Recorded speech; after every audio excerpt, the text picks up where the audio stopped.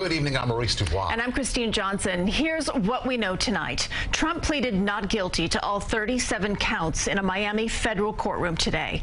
This is the first time the Department of Justice has ever charged a former president with a crime.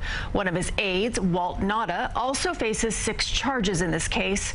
And tonight, at his rally in New Jersey, he maintained his innocence. CBS 2's Ali Bauman is live in Bedminster with more on Trump's speech. But we begin with Dick Brennan here now with what we're learning about the case against the former president. Dick. Well, Maurice and Christine, Donald Trump's style in court didn't change much from when he was indicted in Manhattan. He was quiet, almost somber in front of a judge, but later he would be defiant and mock his prosecution and the system. Supporters showered former President Trump with encouragement as he headed out of his Doral resort.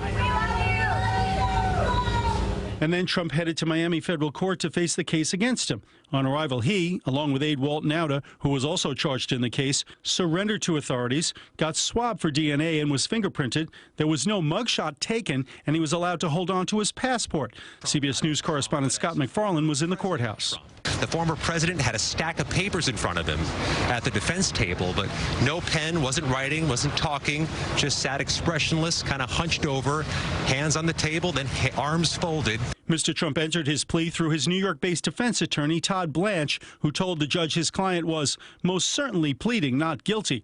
After which Trump stopped at a Cuban restaurant famous for hosting politicians, perhaps a strategic move that definitely amounted to a campaign stop, complete with a serenade for his birthday tomorrow. Trump is charged with mishandling sensitive documents and leaving them scattered all over his Mar-a-Lago resort, in the lake room, in the white and gold ballroom, and in a storage area, all unsecured, while the club held more than 100 events for outside guests. His attorneys will now have to conduct a defense heading into a presidential campaign. The defense always looks at delay, delay, delay, and Donald Trump is the champion of delay.